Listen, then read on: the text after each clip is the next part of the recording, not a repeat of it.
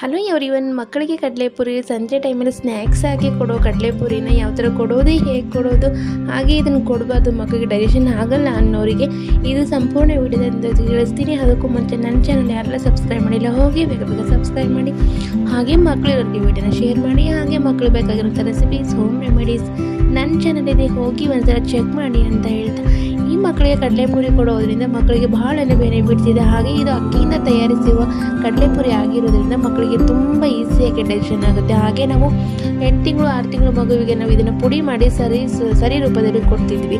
ಹಾಗೆ ನಾವೀಗ 1 ವರ್ಷ ಮಗುವಿಗೆ ನಾವು ಪ್ಲೇನ್ ಕಡಲೆಪುರಿ ಕೊಡಬೇಕಾ. ಹಾಗೆ ಕಡಲೆಪುರಿಯಲ್ಲಿ ಈಸಿಯಾಗಿ ಡೈಜೆಷನ್ ಆಗುತ್ತೆ, ಹಾಗೆ ಲೋ ಕ್ಯಾಲರೀಸ್ ಆಗಿರುತ್ತೆ, ಹಾಗೆ ಇನ್ಸ್ಟೆಂಟ್ ಎನರ್ಜಿ ಕೊಡುವಂಥ ಈ ಕಡಲೆಪುರಿ ಇದನ್ನು ನಾವು ಮಕ್ಕಳಿಗೆ ಸಂಜೆ ಟೈಮಲ್ಲಿ ಸ್ನ್ಯಾಕ್ಸ್ ರೀತಿಯಾಗಿ ನಾವು ಮಕ್ಕಳಿಗೆ ಕೊಡೋದ್ರಿಂದ, ಹಾಗೆ ಇದರಲ್ಲಿ ವಿಟಮಿನ್ ಬಿ ಇರುತ್ತೆ. ಹಾಗೆ 1 ವರ್ಷದ ಮಗುವಿಗೆ ಪ್ಲೇನ್ ಕಡಲೆಪುರಿ ಕೊಡಬೇಕು. ಹಾಗೆ ನಾವು ಉಪ್ಪು, ಖಾರ, ಅರಿಶಿನ ಈ ರೀತಿಯಾಗಿ ನಾವು ಮಿಕ್ಸ್ ಮಾಡಿ ಮಕ್ಕಳಿಗೆ ಕೊಡಲೇಬಾರ್ದು. ಹಾಗೆ ಪ್ಲೇನ್ ಆಗಿ ಮಕ್ಕಳಿಗೆ ಕೊಡಬೇಕು ಕಡಲೆಪುರಿನ.